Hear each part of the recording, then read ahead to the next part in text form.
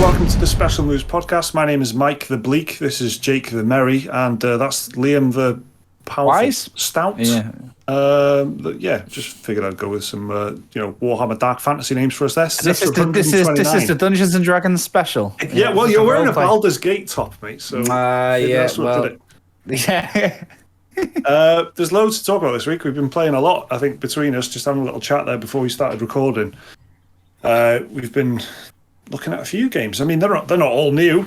Most of them aren't new, but we've been playing them, so that's good. There's loads of new games coming out in the next week for us to talk about at the end. And we got some nice emails as well. What have you been up to, lads? A little bit of everything, really. I've played all the PS5 heavy hitters from the last couple of weeks. I think I have, anyway. Right. Yeah, and even a few little indie games along the way. That's about it, really. Yeah. What are you, Jake? Well, I've been playing the PlayStation 5 upgrades that Liam probably hasn't played, like Metro Exodus and No Man's Sky. So, we did an E3 podcast last week. Yeah. Which kind of overruled everything else, which meant that, we didn't get to talk about the fact that me and Liam had completely done Ratchet and Clank. I don't think we did, or did we? No, you didn't. I don't think we mentioned it at all. It seems like ages away now. But yeah, so a bit of that. I've been playing, and I too have been playing a couple of indie games. I think it was off the back of this Steam Next Festival. They put out a bunch of stuff like Death Trash and Sable and Tunic. I've done all them. But I've been playing demos, isn't it? There's a few demos. Loads of demos, yeah, exactly. It's been my time's mostly been spread between New World, which I still can't talk about, Metro Exodus, the PlayStation 5 ray tracing thing, which I can talk about, and Dorfromantik, that game I said last week I'll talk about. Yeah. So Dorfromantik, well, I played that as well. And I played did I play the demo? No, I bought it. I bought that. It was about £7, I think. It's cheap, isn't it? Really good. Yeah, it's really therapeutic and I guess I had to look, but Dorf is German for village, so now the title makes sense. Right. Because when you said it before, when you say Dorf, that could go either way, and I thought it was TH. Yeah, exactly. When I'm saying a TH, it's a wild card, isn't it? Like a Darth Vader type situation, but it wasn't. It was Dorf. And Dorfromantik, and it's like a tile-based village settlement builder thing, which is really slow paced and very peaceful, super simple. Yeah, and it's in early access actually, so it's still not complete. It's not fully realized its own vision, but and you know what? What I love about it is it's like that other game that me and Mike have played called Islanders. Yeah, and I noticed on the little Steam page, I'm on it right now. They have a little shout out to Islanders, even though they're not affiliated. Do they? They're little they're in the scene. They're in the peaceful, stress-free management game about probably veganism vibe. That makes sense. But it's super simple, and it's got it's like you just place tiles next to each other, and it's like a score building. So that's where it's most similar to Islanders, isn't it? Because there's kind of this counter of points basically, and you just placing forest tiles next to forest tiles and housing tiles next to housing tiles, and then but it gets a little bit more complicated with train tracks and rivers, and they can only connect to each other and all this kind of stuff. Yeah, it's almost like some sort of modular little jigsaw, but without the puzzle element. It's hard to explain. There's no trading or battling or strategy or anything like resource management, and the cards that sorry, it's a tile-based game, but you have no control really of the tiles. You're just playing from the top of the deck. The only thing you have control over is where you decide to put that. Which reminds me of so I got Apple Arcade when about a year ago actually. Yeah, I got an iPad about a year ago, and I had Apple Arcade for about 4 or 5 months. But I stopped Apple Arcade because there was a slew of games, but all I was playing was this one game called Mini Motorways, which is basically this but with cars. So the fact that this is scratch the itch, and it was the price of 1 month of Apple Arcade, is great, and it looks good. It's really relaxing to look at. It's a great thing to have on if you've got a podcast on. Yeah, I'm really happy that I bought it, to be honest. I'll keep it's a tiny game. It's like 300 meg or something. So I'll just keep it on my PC and jump into it every now and then. And another game I played, which was in the same batch of stuff, I guess, is a game I've been looking forward to ever since I saw it. Saw a picture of it. It's called Terra Nil, as in Terra, not terror. It's Terra Nil. And it's it describes itself as a reverse city building game. So you start off and the map is all kind of just absolutely been fucking annihilated by industry, and it's like an apocalyptic wasteland. Yeah, it's at the beginning of Wall-E, isn't it? Yeah, and you just have to terraform it, but I guess you have to kind of rebuild nature, starting with just a wind turbine, but it's absolutely magic. Like it's really really good. Kind of like thingy, isn't it? Like the fog of war lifting in a game when you explore. Yeah. But if the fog of war lifting is the dirt, do you know what I mean? And by lifting, it's full of foliage. That's pretty much it, it's so satisfying. The way that they've animated it and stuff, and there's loads of nice little surprises in it. It's probably one of the best. And as a demo, it's really well thought out, and they've obviously spent time creatively on the demo, because there's nice little reveals and stuff. The map kind of suddenly opens out really early on in the demo and stuff, and they would only do that in the demo, and it's nice. It's really really good, and you kind of think after about 10 minutes, okay, I'm turning the soil into grass, and the grass is, so how much longer can this go? And you just kind of unlock more, just like any like RTS, you kind of unlock tiers of more technology and stuff. But then I don't know if I should mention it, or maybe I haven't read any previews. I don't know if they've given it away, but it kind of has a really nice sort of twist at the end of the level, in gameplay terms, that I wasn't expecting that. And when that happens, you're like, oh fuck, this is fucking really clever. I was really really enjoying it, and every little bit of it is really well thought out and makes sense. It's really nice and really fun, and exactly the same kind of vibe as Dorfromantik in the sense of being chilled out and nice positive vibe. It's I think catching on non-violent. I'm pretty sure you'd enjoy it, Jake. It's. I almost definitely would. Funnily enough, and it's absolutely nothing to do with Terra Nil as a game, but I love the PlayStation Plus games often. Like the last couple of months, when those games have become like bigger, like the scope's become vast, and they're giving away like old AAA games, so there's still loads to burn through. But there was a real sweet spot of PS Plus when it was full of tiny games, like small little games. But there was some real bangers on there, man, like Rogue Legacy. And anyway, one game that I don't know why, and maybe it's a beloved game, but I liked it, but I didn't think many people really cared about it. It was a game called Broforce. Yeah, where it was like a sort of, do you know what I'm on about? Like Sylvester Stallone. It's the same devs. The fact that it's the same company is just that's the icing on the cake. Like it's the greatest swerve ever. It's brilliant. It is. No, but I like the look of it. Maybe I was getting emotional, right? I told you, didn't I, in the WhatsApp? I was getting emotional playing it. I don't think an RTS has ever done that to me. That isn't just like just like when Kale gave me Battle for Middle Earth, and I was like, "Oh, this is amazing! I'm playing Battle for Middle Earth." Like that's the only kind of a nostalgia emotion. Is the only emotion I've had playing RTS before. This is so.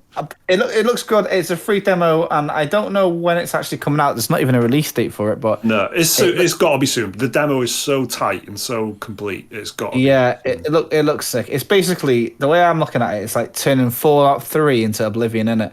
You're getting all this little wasteland. Yeah. What did like Liam Neeson spend half the time in Fallout 3 trying to do? Was it like make the water not like man? Clean the water, I think. Yeah, it's a bit like that, isn't it? But on a better scale. So Terra Nil, reclaim the wasteland. There we go. It's genius. It's such a good idea. It feels like a proper like pandemic lockdown idea as well. Do you know what I mean? It just everything about it screams brainstorm in a pandemic. Do you know what I mean? Yeah. Reverse city builder does sound like a city destroyer.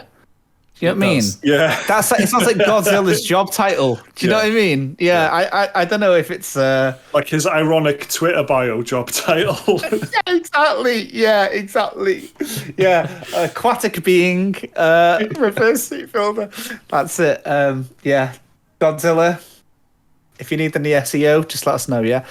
So that's Terra Nil. So that's strong recommendation to play the demo. I think. Liam, have you played anything that involves saving Earth one tile at a time? No, not really. I've played a game that involves saving one planet at a time, or one dimension at a time, in Ratchet and Clank, A Rift Apart, the latest PS5 exclusive.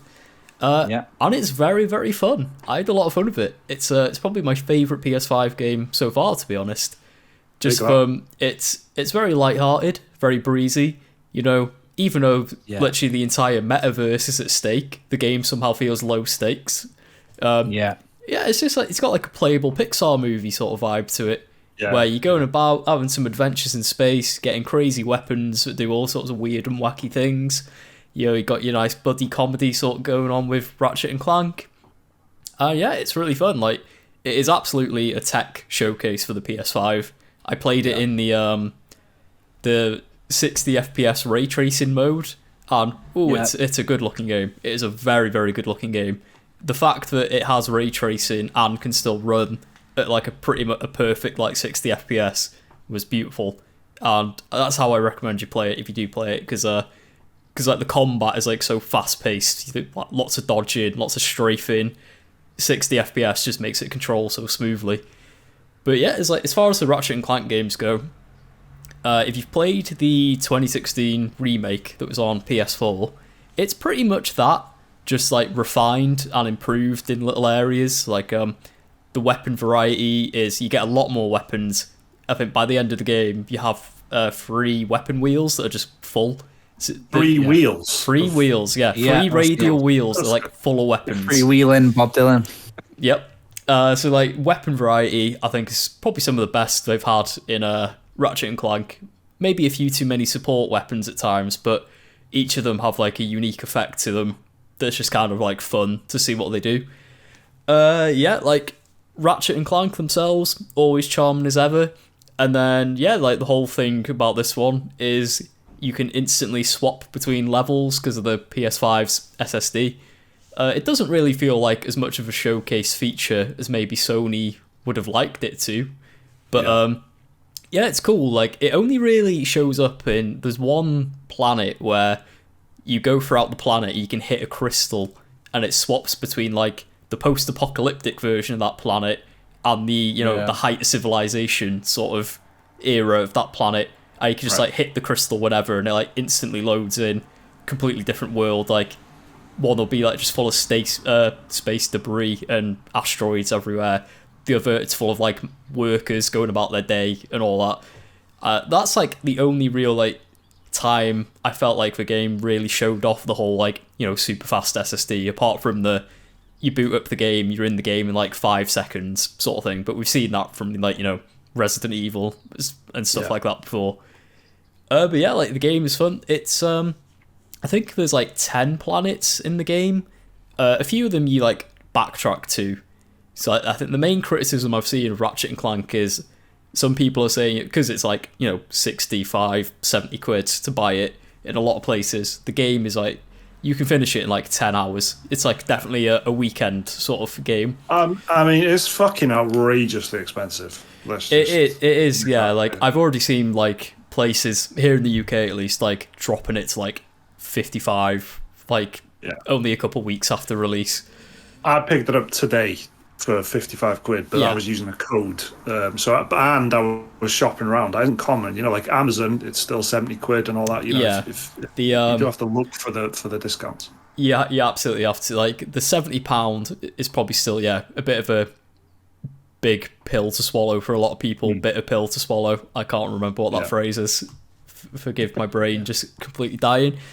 But so there's like 10 planets, which might not seem like a lot for the Ratchet and Clank games, but the planets are a lot bigger this time. They've got a bit of an open world vibe to them. Not an open world vibe like Ubisoft, icons littered everywhere. But there's a nice space to play around. Like, one planet is quite big, but you get given rocket boots, and you can just zoom around like really fast around the planet, which is cool.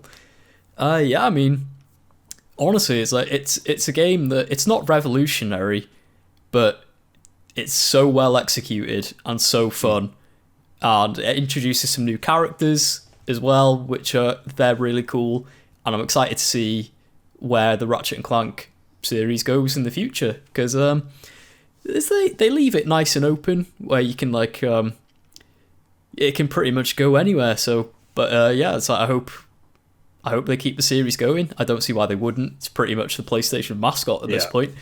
But yeah, it's like it's another fantastic game from Insomniac, and I think like their last 4 or 5 games have all been pretty fantastic, and this continues that trend. It definitely has that Pixar vibe, like you said. You know, I played an hour of it before we recorded, and the beginning, you know, it's very cutscene heavy at the beginning and stuff, and the whole vibe of the setup in the beginning, you know, it could be fucking Cars 2 or something. Do you know what I mean? It's the exact feeling of a Pixar film, and it's got the, you know, in terms of production value, at least, you know, it definitely has that like gloss to it as well. You know, the cutscenes look great. You know, if you told me that was just a Netflix film, you know, like a Mitchell's versus the Machines type of Netflix film or something, I'd be like, yeah, I'd buy that. I think it looks great, and the only thing that has hit me in the beginning is that it doesn't feel like you said. I barely scratched the surface, so maybe I'm talking through my ass, but it doesn't feel like a revolution. Playing, you know, an hour of it, it just certainly feels a lot like the 16? Did you say? 2016. 20, I think it was. But you know, the Ratchet and Clank on PS4, it feels like that, you know, and that, because that was a huge leap forward. That kind of blew me away. This feels more like, so far anyway, I've only played 1 hour, but it just feels like more of that. But it looks great. Yeah, like that's fair. And it plays really well.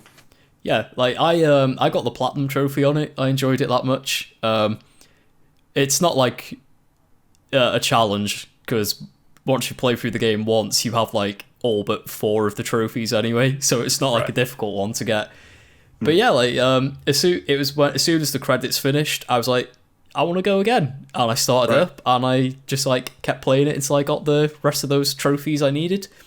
Yeah, I mean, I highly recommend it to everyone, really. Yeah, like if you've got a PS5, I think you absolutely should play Ratchet and Clank. You know, price permitting and everything, if you are okay with the extortionate price of Sony games, but that's up to you to decide. That's the thing, isn't it? It's that early adopter crowd at the moment, isn't it? Where it doesn't matter what your tastes in games are, really. If you've got a PS5, there's still, even though there's loads of games you can play on it, there's obviously the whole PS4 library pretty much, and whatever.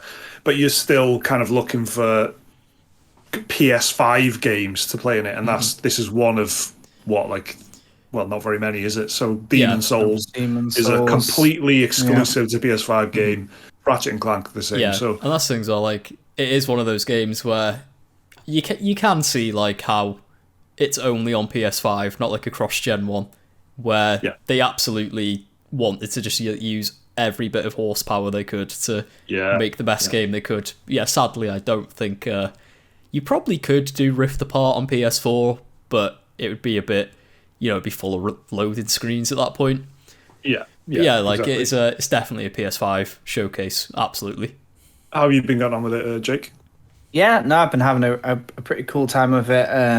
It's good because I'm trying to mop up each planet like as I play it. So I'll do the main story thing, and then I just have a little. No, I don't know. I think what I was going to say then, but I can transport myself around the planet, and just I'm looking for all the little robots. I'm looking for all the golden bolts and all that sort of thing. Yeah, I'm into it. I like the weapons. Like I've had the electric assault rifle thing is my absolute favorite. I don't want to say any more ones because you know there might be spoilers for Mike or whatever. But there's one which is a very basic assault rifle, Mike, but all of the bullets seem to chain the other enemies together. And I found it's a bit like, not that I need to say this in a Ratchet and Clank game, but it's a bit OP because like whenever enemies come in, they all come in for like one entrance. Like pretty much every single arena, the enemies come in from one entrance, and you can just keep them in the doorway chained up. and then bam, they're all gone. Oh, But I like it. I think it's cool. It doesn't feel like I don't know. It doesn't feel very video gamey and silly, stupid. Like the storyline is pretty cool. It reminds me a lot of how I felt. Like the game itself doesn't remember, but it reminds me of how I felt as a kid when I played like Spyro 2, and all the little worlds have got their own little stories, their own little problems, and their own little species that you know. And I love that, and I love that the maps are small enough that you can feel like, okay, I've ticked off. Kind of the same as in Mass Effect, to be honest. Yeah. You know, like you go, right, okay, I'm done here. No need to come back here again. Everything's kind of wrapped up. So I like it. I think the combat is fun. The shooting's nice, but I love my favorite thing about it is the fluidity of the movement in it. I love it. Like, you know, a bit later on, like you get things that help you move around a bit, and I love I love the jumps. I love the little, you know, the gliding and stuff. I think it's like really swish. And I played that other PlayStation 5 thing, the Spider-Man one. And that's good, but obviously it's Spider-Man, so you're really expecting, like, well, if Spider-Man is clunky, then he's not Spider-Man. He needs to be agile as hell. Yeah. But in this, I was expecting it to be a bit, you know, platformy, boxy, but it's got a real nice motion to it. So, yeah, I'm really digging it. I'm on the last planet, and then I don't know if that... After you get to the last planet, I don't know if you have to do any backtracking or whatever. And I like that alien guy, you know, Nefarious or whatever. He's like Skeletor, basically, innit? So Yeah. I kind of rate this guy. I think Very Skeletor. He's yeah. I think he's been in Ratchet and Clank since the second game, I think. Yeah. You know, I there's I won't say it again because I might, but there's I didn't play this last one properly. I got it on the PlayStation 5 when it was part of the collection. Yeah. But I was playing Spider-Man and I was playing Demon Souls, and Ratchet and Clank looked like I'd taken my glasses off when I was watching it from about 12 meters away. So I just couldn't do it. Like, a bit snobby, I know, but I remember playing the first one. I think I might have just left primary school, and there was a weapon or two that I actually think is in this, and I was like, oh, fuck, I remember this thing. Yeah, so there's a few that make a comeback. Yeah, so I was really happy that tapped into that memory. But yeah, I'm lucky, but I'm taking my time with it, you know. Even before this, I had a little spin of it, but I thought I know that it'll be over soon, and I'm not going to go back to it. So yeah, good. Yeah, exactly. It's a game to be played at leisure, really, isn't it? You're not trying to smash Ratchet and Clank, are you? Okay, you mentioned Mass Effect there. I'll just say that quickly as well. I finished Mass Effect 1, and then in the what's it called? Legendary Edition. Legendary Edition, yeah, and Extreme Effect. Yeah, and I was expecting I guess I didn't really fully appreciate how fucking good they made the shooting in Mass Effect 1, because the move into Mass Effect 2 didn't. In my mind, it felt like just like a step across. So far I've played quite a bit of Mass Effect 2, and the gameplay is better. The game, the whole design of the levels and stuff is definitely better, and the story and everything. There's just a general step up in every department. But you kind of forget how shit the shooting was in Mass Effect 1, where you had them huge circle reticule, and the bullets just go everywhere. It's mad. So weak. But they did a really good job of improving it for the enhanced edition. Yeah. And so that's just wanted to mention that. In the same vein, I finished Mass Effect 3 in the Legendary Edition. That was the first time ever I've ever played Mass Effect 3. Oh, right. Yeah, it's it just felt like Mass Effect 2 again, to be honest. But you can really tell it came out in that era of when Uncharted style games were really becoming like the big blockbuster template, where it felt like action set piece after action set piece. When I was doing a turret section, floor falling from underneath your feet. Yeah, the amount of times the bridge collapses and Shepard has to scramble and climb up or get rescued by a teammate. Yeah, just the amount when I was doing a turret section in Mass Effect 3, I was like, this really feels like a game of its time. But I said there's only so many times you can watch Shepard and his squad slowly retreat into a dropship, randomly firing in all directions, I forgot about that, while Cerberus troops try and chase them down. The amount of time that happens in nearly every single mission, and it gets quite funny in the end. But like, I mean, I liked it. It was a nice sort of like cap to the trilogy. It was cool, especially playing like 1, 2, and 3 in pretty quick succession of each other. Seeing all like my decisions and importing my character from 1, 2, and then 3. Watching all like these side stories come back, like, you know, helping Rex cure the genophage and all that, and helping like Mordin, you know, do that as well, and all the characters, like even like the DLC characters just popping up in side missions from like what's that, like the Batarian alien who tries to fly the asteroid into Earth in like that Mass Effect 1 DLC. He pops up just for like 30 seconds in a side mission, and you can literally tell him to stop, and that's it. That's all he does. But yeah, like it was good. The endings, I can see why people hate the endings. They're kind of like just a bit.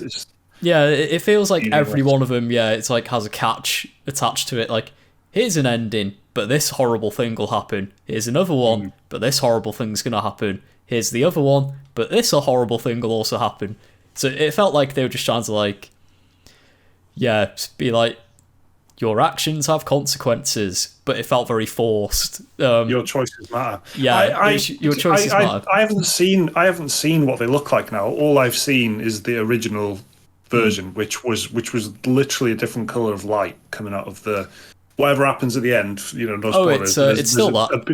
But they've added more, right? Surely, didn't they? They redo the ending or something? From what I can gather, like, 'cause I never saw the originals anyway. No spoilers, of course. Yeah, like they added like an extended cut DLC to the original, which added some like extra dialogue and a few, you know, like Ken Burns in over stills of like just whatever happens after the decision you make.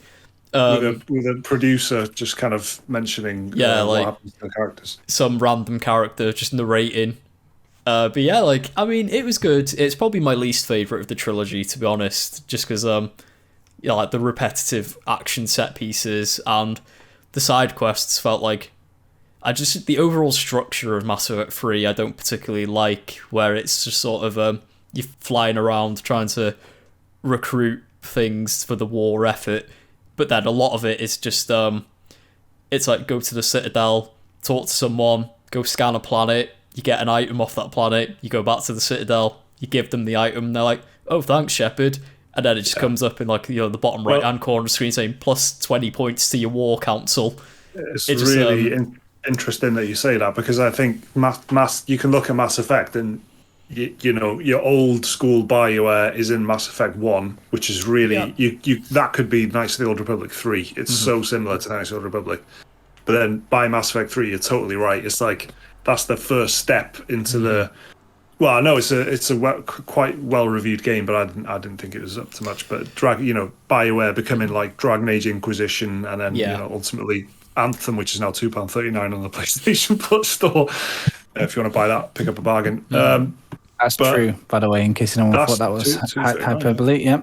But yeah, that's a really good point, Liam. Yeah, it's like it's good, but it's like it sort of it hit it like just it's like if you're going for it for the overall story arc, it's a bit disappointing. But it was nice catching up with all the characters again, seeing what happens to them, and I was impressed by just the sheer amount of closure they gave to pretty much any character that had any sort of significance in the trilogy does get like their own bit of closure, which I was quite impressed by. Return of the King, it's very really Return of the King, Well, Jake, you still playing that? I actually, I booted up Mass Effect 1 again for the first time, you know, since the week it came out this week, and I played a bit. I saved the Arachne Queen, and then, which is good because I actually forgot the story about that. Like, I remember she, you know, the Arachne Queen's a bit of a fucking beatnik poet talking about songs and whatnot. But then I forgot that there's like a pretty cool story to it. But the only thing about this is like, you know, I'm just being a pretty good guy on the game and stuff, just being nice and whatever. And so much of this, the fucking choices are just like, You'd only not do this choice if you were a dick. Yeah. Maybe this is all off the back of this whole genophage thing. Remember I told you I was on old... I searched, like, is there any reason why you wouldn't stop genophage? And it was just pulled people on the internet going, wow, logically, the Krogans, and you just think, don't be a knob. Same with the Arachne and whatnot, innit? Like, you just, like... So that's my only thing with it, innit? But, so I've just done...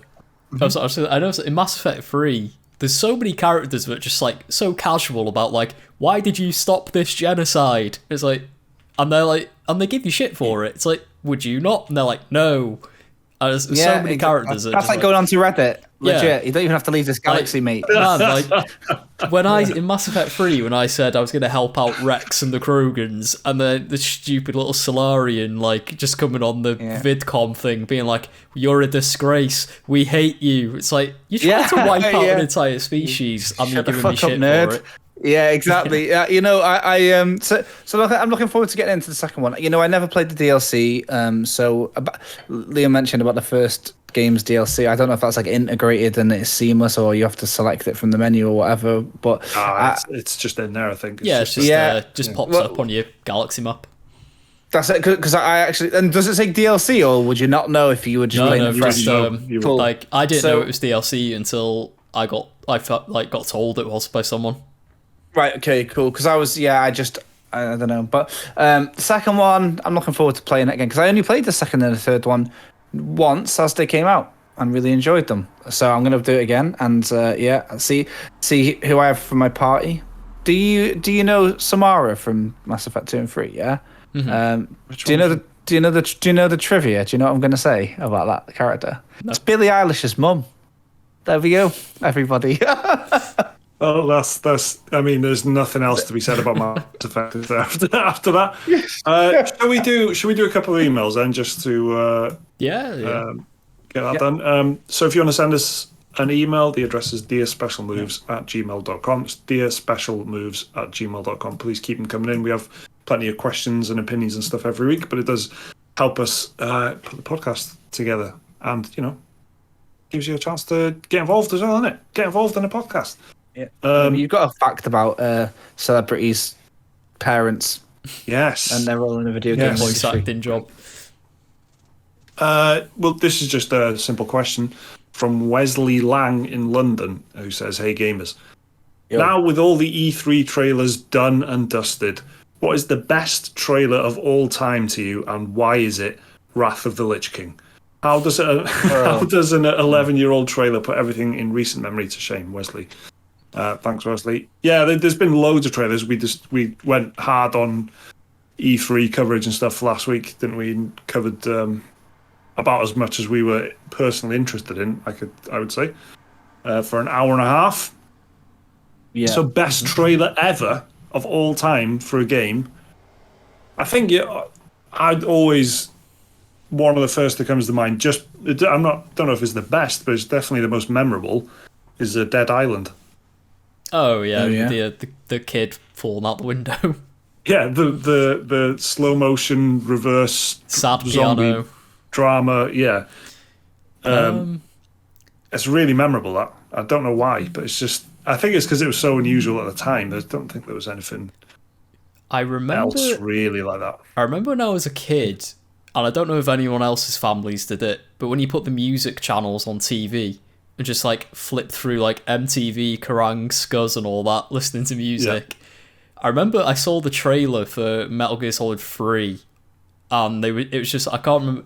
I just remember it was all like focused on the the big tank thing they have in it, the Shagahod. Yeah, terrible name by the way. Shouts out to Shagahod. Shagahod. But I remember like I was like a kid when I saw that trailer, and I remember it wowing me because I already loved Metal Gear Solid 1 and 2, and when I saw that I was like. Whoa! It just like blew my mind. Recently, can I just share a little Shagahod fact? Right? Is it Billie Eilish's mum? No, this is a Mike Williams Shagahod fact, right? Remember the beginning of Lord of the Rings where Elrond is giving the orders to the elves and they're shooting all the orcs. There's a bit in it where he definitely says Shagahod. Right? Okay, Listen out for that. Listen out for that next time, right? Imagine if that had the fucking if that was the start of the third age, the Shakard trouncing through with its lightning ability or whatever. All right, well,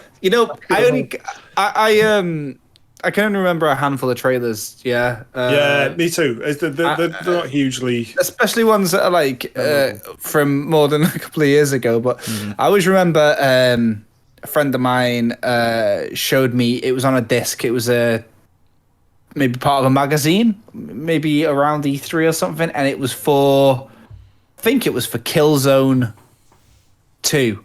I think. And the trailer was like completely CGI rendered, and it was on a helicopter, but it was like one of the first examples of this is gameplay, and it's like clearly not. Oh, I remember and that one. Do you know what I'm on about? I think it might have been a game that was coming to PS3. I think it's just pre-PS3. I'm pretty sure it was. Yeah, the PS2 was out, and this game was coming to PS3, and it was like that's Killzone 2, isn't it? Isn't that the infamous one? Yeah, that was the first trailer where Bullshot became a thing. Where right, oh, there we go. They were straight up saying it was gameplay, and they were like, "No, it's not." Well, that's exactly it then. So yeah, it was a great trailer to watch when you didn't realize that was going to kickstart a sort of butterfly effect of lies for many years. But the only other two that even come to mind at all ever is apart from the Final Fantasy VII remake trailer, by the way, from 2015 or whatever, because that was fantastic. Beautiful piece of art. Is the Fable one, Fable 2, where the bird poops. Yeah. Then, and the only other one that's even, and it's a bit of a Dead Island style thing in a sense, it's like licensed song, blah, blah, blah, is, I think it's the very first one actually, Gears of War. Is it Mad World? I think it was Gears of War. Gears 3, yeah? And it was Mad World was Gears 1. Oh, was it? Yeah, the first time they showed it off, yeah. Because it was like the first time you saw graphics like that, and you were like, "Oh, yeah." But they continued though that, so that's the thing though, isn't it? Yeah, like, that became a thing, didn't it? Yeah, exactly. So, but I remember that like being like, "Whoa!" So yeah, that's about it really. But that Final Fantasy VII reveal, and that was good. Dead Space had a fucking banger of a trailer. The first, imagine there wasn't Dead Space. And then there was a Dead Space trailer. Have you seen the Dead Space rumors? Yeah. This week? Yeah. Reimagining, isn't it, in the words? And have you seen who's on it? For those that don't know, the rumors are obviously that Dead Space is getting a reveal on July 22nd. That weekend, by the way, is actually due to be a massive weekend. EA are doing their big showcase. Xbox are doing their big showcase. Konami are showing off something. No one knows what. And this is a rumor. This bit isn't a fact. Sony are rumored to be doing their like sort of summer showcase. So 22nd of July, and by the 23rd of July, Orcs Must Die 3 comes out. Yeah. So I think that the rumor is that it'll be revealed on the 22nd of July, and it's apparently the EA Squadrons people. Yeah. So maybe that's going to have a banging trailer. Wesley. Well. Dead Space 1's original trailer. That's memorable as well. I remember Metal Gear Solid 5's like trailer was good. It had that garbage song to it. Not garbage as in bad, garbage as in the band. Yeah. Was it like Everybody's People or something? Or Not Your Kind of People? That was like the reveal trailer for Metal Gear Solid 5. That was good. I'm looking at I'm going to watch them now. Yeah. And then what else was good? Recent ones, I liked the Devil May Cry 5 reveal one because it had been one of those games that it was been rumored for so long. Like, there was like some guy on Reddit in Reset Era who's posting like incredibly detailed synopsises of like what Devil May Cry 5 was going to be, and everyone was like, "You're chatting shit, mate. You're chatting shit." And then that trailer came out. I knew everything was like pretty much spot on what this guy said, and it had the Devil Trigger song as well, which is always amazing. I think that's about all the ones I can think of off the top of my head anyway. Very good. Let's do another email. This one is from thanks Wesley for that one. This one is from Anonymous, someone who wants to remain anonymous. Fair enough. Not gonna question that. Don't want to get mobbed by legions of adoring fans. Yeah, that's probably what it is. Dear Special Moves, Do you gentlemen remember the days of activating cheats in games? I, for one, remember acquiring codes and passwords from the cheat guide section of PlayStation Magazine and from actual cheat manuals. I felt like a hacker when I made myself invincible and unlocked all the costumes in the PS1 classic Spider-Man 2 Enter Electro by simply knowing the secret passwords. It occurs to me that this no longer exists in games today. I think it's because it would come into conflict with achievement and trophy systems, loot mechanics, or monetizable unlocks. These are all well and good, I suppose, but I do miss the feeling of being naughty, so to speak, and getting what felt like a one-over on the game devs. Traditionally, unlocking a player character doesn't have the same rush as knowing the arbitrary combination of actions required to play as Green Goblin in Spider-Man the movie on PS2. Do you have any favourite cheat code examples? Bring back Big Head mode. All the best. Anonymous. Oh, yeah. I remember the Alien trilogy on PS1. Like, just to give you everything, unlock everything cheat code. I think it was Acid Boots. It was Acid Boots. Yeah. Was it Pink Acid Boots? It might have been Pink Acid Boots. It was something like that. Yeah, so I remember that one. you know. I used to remember all of the Age of Empire ones, like, just off, like, memorized. I remembered them all, but I can't remember any now. Spider-Man. I think it was Robin Hood for Unlimited Wood. Spider-Man 1 on the PS1 was to unlock everything for cheat. It was my friend's favourite cheat code ever. It was Eelnats, which was just Stan Lee backwards. And that unlocked everything in Spider-Man 1 on the PS1. Yeah, they're all the ones I can think of right now. Go on, Jake. Oh, no, go on. You go, because I want to talk about some more points in that email from our Anonymous. 2 cheat codes, and the only ones I probably ever used, and mainly because it wasn't like a cheat, it was just getting actual fucking good stuff to play, good content, as everybody says. Chicken in Star Wars Rogue Squadron on the N64 got you a new level where you could walk around on as an ATST. Why was that a pass? Why did you have to put in a password to play that?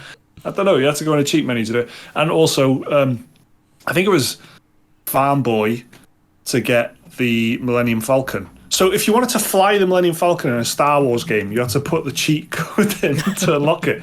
They would never do that now, would it? Like Anonymous said in an email there. Absolutely rattled at the idea of the consumer DLC missing out on content.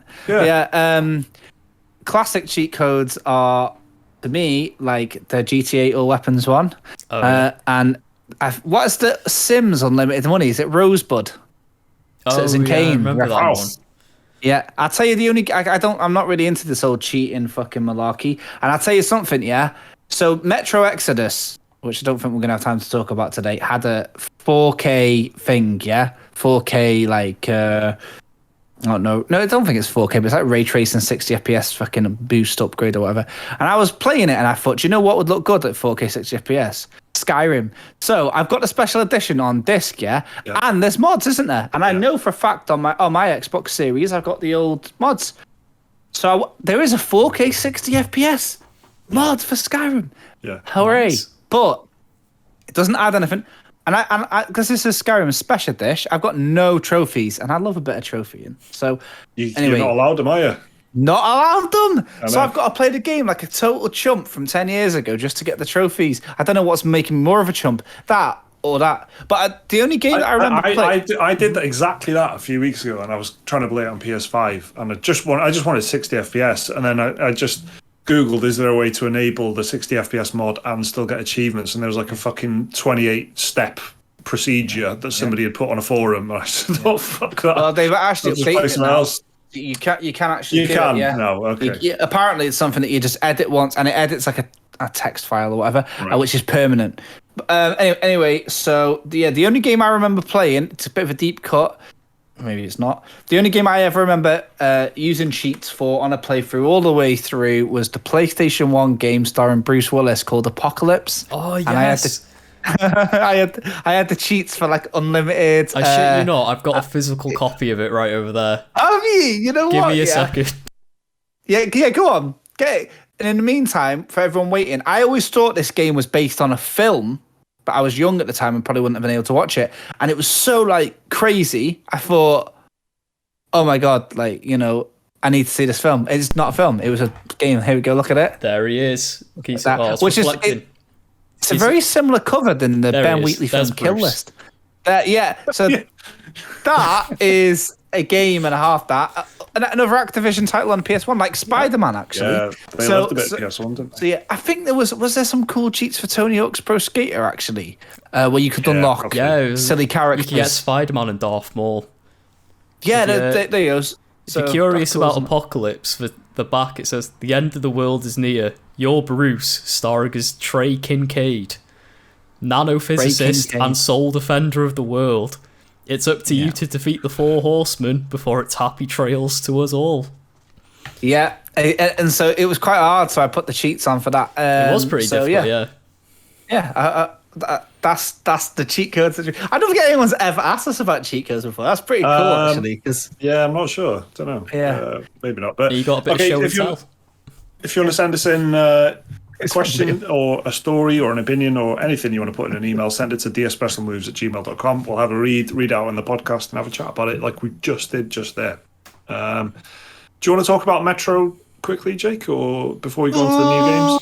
Yeah, okay, but people won't like it very much. I don't think it looks good. I actually think it looks worse. And on the website, I reckon if you did a blind A and B, you might, especially when it's just like stills of the environment, you might actually say, "Oh, that one looks worse." It's more authentic, so obviously it's got ray tracing, everything's been rendered like that, and it's a game where light and dark actually does have a bit more of a say than you might think. You know, especially the opening couple of missions of the game. You're playing as Archum. It's impossible to forget because they say it every like 2 seconds. And you are skulking around, you know, for quite a lot of it. And there's a lot of, you know, there's a dedicated button just to turn off little gas lamps. Yeah. So there's a lot of that at the beginning, and spotlights, and you know everyone's torches and stuff. So light does play a big part. And when you're outside, up on the wasteland or whatever, it looks great. It looks really, really, really good. They've got a horrible issue, though, an absolutely disgusting issue, where there's like popping, but with resolution. I don't know how to really describe that, but it's like a YouTube, like when my Netflix is buffering, like it'll just drop to 480p randomly. Just popping, yeah. Well, it's like, but it's like people's faces suddenly go, like, you know. Oh, what's it? Cyberpunk. Like, it's, like, oh, what's it? Oh, you like temporal anti-aliasing, where it like reconstructs the picture from like, I think like, I've seen it happen. If you get like ghost trails when characters move and stuff. Yeah, it's temporal anti-aliasing. If that was on a menu, I'd order it. Yeah. I don't blame Liam one bit for not having that at the tip of the tongue there. Temporal anti-aliasing. I know, like, the Resident Evil 2 remake got a lot of shit when it first came out, because it was like whenever there was a camera cut, you could see like the upscaling technique they use, like combining the picture back together from like Red Dead as well. Red Dead 2 on PS4 got a lot of shit for looking like blurry, because it was literally like taking 2 frames and like combining them to make one like picture. Well, yeah, that's a really, really, really noticeable issue, to the point where you're feeling like, you know, you're doing a Ratchet and Clank fucking portal load between 2 types of the game. And yeah, it's smooth as hell. Like, it is smooth. It's the smoothest Eurojank you'll play. It just, it smooths one rough point to the next pretty well. But the game is Barry Scott. Yeah, this is the smoothest Eurojank you'll play. Yeah, exactly. Nope. So it's it can soothe, the frames as many times as it wants, yeah. But the issue is the game is janky as shit. And it's just one of them games where you're playing it and it's like, and it's like little things that you can't do things at your own pace, just like follow this whingy woman through a wasteland to that area right over there. And you know exactly that you need to go there. Yeah. And you're going to get ambushed. But you walk over there by yourself and you turn around and this woman's talking to herself behind me. She's saying, Archum, let's just go back underground again. There's no people here. She told me about 5 times in the first 10 minutes that there's no people above ground. So I know in the next 5 minutes, I'm going to discover that there's people above ground, whatever, something like that. The game is just like, it's I've been very spoilt lately by playing either games that are completely plot free, so I don't have to remind myself that this sort of thing happens, or I've been playing like Mass Effect, where Mass Effect does have some really bad bits, but it seems to be a bit more charming. This though, I'm just like, do you know what it's like? Last of Us 2, you know how it's like you're following somebody and you can see a little yellow ledge, and you know you're gonna have to give someone a leg up, but you're waiting and whatever, and it's like, come on, I don't care about this. It's good. The shooting's all right in it, but it's just, it's a bit fiddly. I'm going to carry on playing it, and I reckon there'll be certain people that like it that, would probably jump in. I don't know if it's still on sale, but it was on a really deep sale. It was like £16, including the DLCs.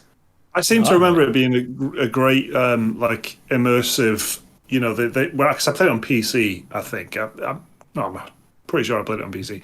And, the detail, remember we did a video about the mask and shit, the mask got, but like you were saying about putting the little gas lamps off and stuff, and the attention to detail in that area is pretty good, I think. But that's the best part about it. It might be janky and not like a Ubisoft polished game, but it's also got a lot of that I like. Not all the enemies magically know where you are when you get spotted. Like, they're aware, they can hear a machine gun, and ammo is scarce, and it's the type of these games.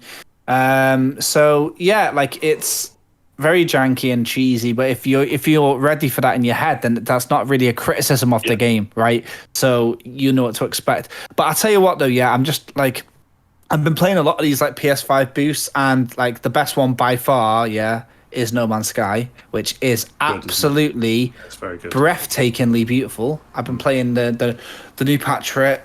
It looks ace, and then go into this and I'm just like, shit, okay, well, No Man's Sky. No Man's Sky is fucking awesome on next gen. And this do you know what I really, really, really want to play on next gen? But the same, you were saying you played Ratchet and Clank, the PS4 version on your PS5, and you couldn't do it because it was so blurry. Well, Battlefield 4 is exactly the same. It's like 720p. It's about 720p, and it's 30 frames a second or something. Did you see the EA? Is that what you're going to say, Leon? They're adding more servers because that many people want to play it. Yeah, it's cool, that isn't it? Battlefield 5 will look good, but it's Battlefield 5 is great on console. I did contemplate reinstalling Battlefield 4 on PC because I've had it like since it came out, and I was like, I saw loads of people on Twitch playing it that I follow, and I was like, oh, that's tempting. And I played it when I got Game Pass, and when I got my new PC, I was playing through loads of games, and Battlefield 4 was one of them. But at that point, it was so hard. It was so difficult. Oh yeah, you get everybody in it was a German shredded by sniper, right? They were so good. They were so fucking good. Yeah, ex-military personnel taking up the lobbies. Absolutely. Probably current. they're taking a little break from drone strikes, and they're just Battlefield 4. They're on their shore leave, whatever. Yeah, exactly. So now there's a fresh wave of new troops entering the battlefield, ready to get absolutely mulched by ammunition, and we can at least we're not alone. We'll have a fighting chance. They gave it away for free with Twitch Prime, didn't they? Oh loads of people have got into it brand new now. So I really want to do that, but I want to do it on PlayStation. I've got it installed on my PC, but it's just I feel like there's a different caliber of player on the PC in certain games. Battlefield 4, a game this old, you definitely have that insane crowd of people who are really good. So on the Xbox version of it, Microsoft went back and did, they do that thing where they boost the frame rate of some games, like backwards compatible ones. I think they did that to Battlefield 4, where they boosted it to 60, but it's still 720p and everything. It's just a better frame rate. It looks fucking horrific. It's just, you can't even tell. Is that an aeroplane? HD ready. It is just about HD ready.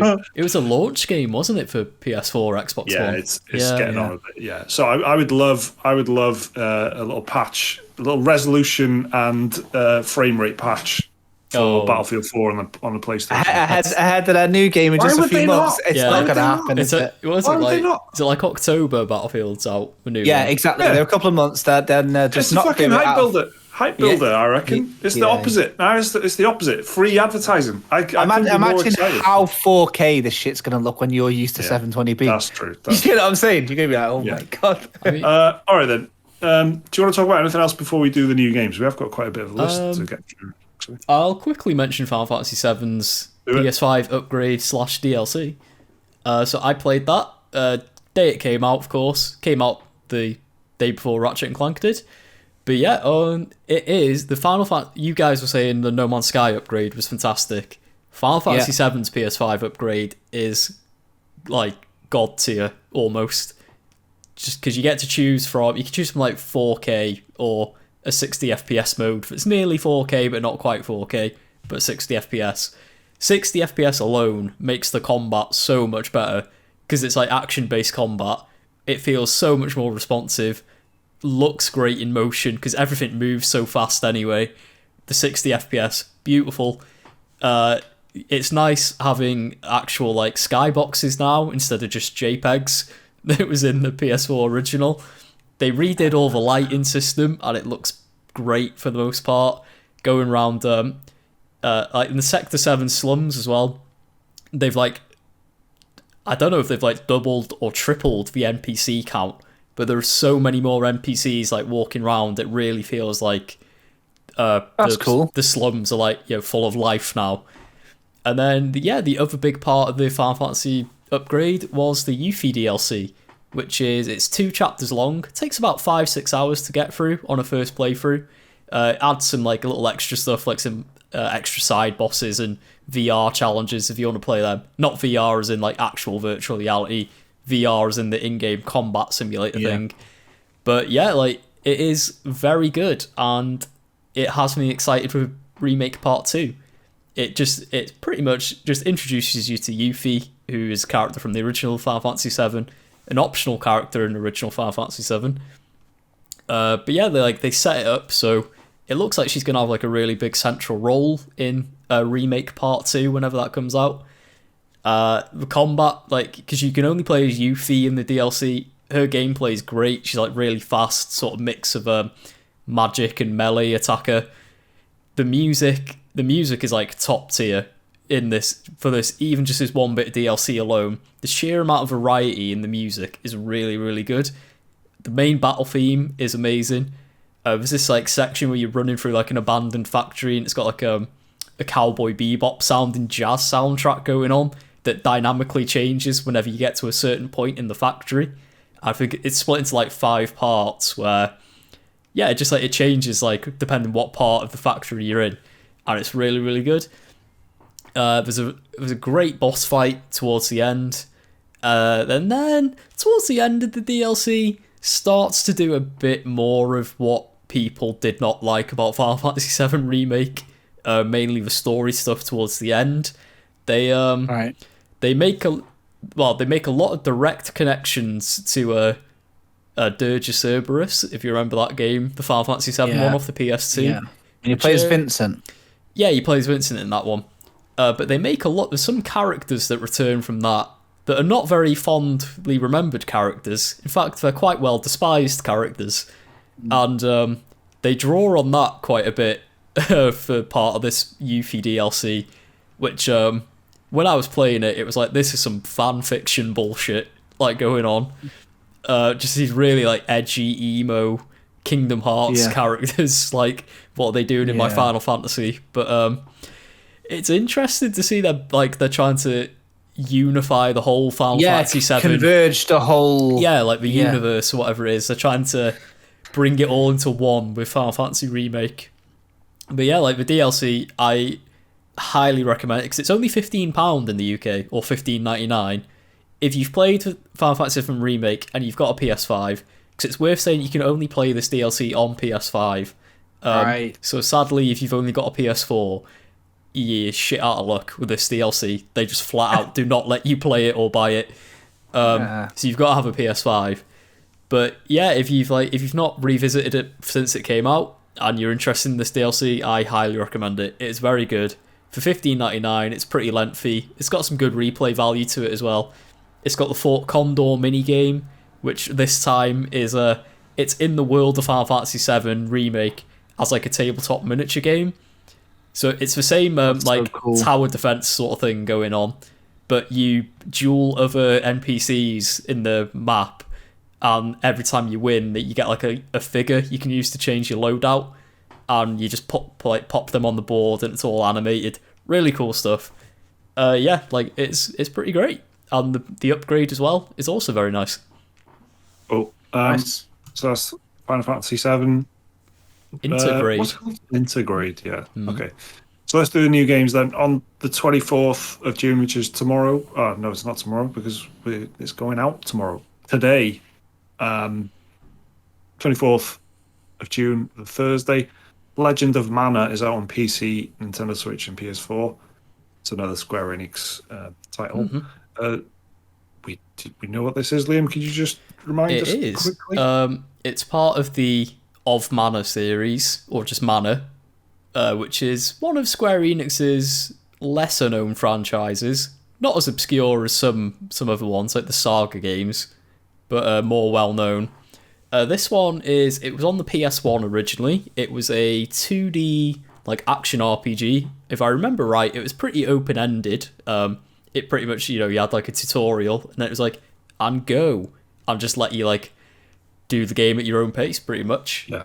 But if I remember right, this one never came out in Europe. It only came out in Japan and North America, which happened with quite a lot of Square Enix games in the PS1 days. So Right. unless you played it on like an emulator or something, for Europeans, this is a brand new game, near enough. Cool. But yeah, they've like just upscaled all the backgrounds, redrawn some of the art. That's it really. Made it widescreen. The reviews are in. They're 7s across the board, and I'll just read you one choice quote. Man, oh man, does The Legend of Mana provide you with absolutely zero guidance? Yep, So there we go. that sounds right. Samurai Warriors 5 is out on the same day on Nintendo Switch and PS4. These are hack and slash, like Dynasty Warriors type games. I like these too. Never got into Samurai Warriors, I tried one of them. I did. Samurai Warriors 4-2 is the one I remember playing last. Sure. Is that 4 minus 2, or is that? No, it's 4. Yeah, it's Samurai Warriors 2. So this one, it's like Final Fantasy has like 10-2, but it's Roman numeral -2. Oh, This okay, one okay. is normal number -Roman numeral. Well, the Samurai Warriors 4-2 was, but I liked it quite a lot. It's one of the better Muso games, they call them. Right. Yeah, it's basically Dynasty Warriors, but instead of like Chinese dynasty history, it's like Japanese feudal lords and stuff, like going at each other and like warring for control of Japan, and just like warlords and shoguns having Just it out. hacking and slashing. Yeah. In various button combinations. And this is the fifth one. There's another game called The Wicked King and the Noble Hero out on Nintendo Switch and PS4, which is a Nippon Ichi game, which looks just like some cutesy thing. And then on Friday, the 25th of June, is Mario Golf Super Rush on Nintendo Switch. Liam, you were thinking of getting this. I did. I thought about picking it up, but I've spent too much money already this week, so it's gonna have to be a wait for a purchase. But weirdly enough, it's being made by the developers who made Golden Sun on the Game Boy Advance. They make the Mario Golf games apparently, Right. and because apparently the Mario Golf games on the GBA had like RPG mechanics in them. So you would level up like your power, your swing, your form, and it seems like they're bringing that back for Mario Golf Super Rush. And it's got an RPG mode in it where you play as your own customizable Mii character. You go through a story. There's boss fights.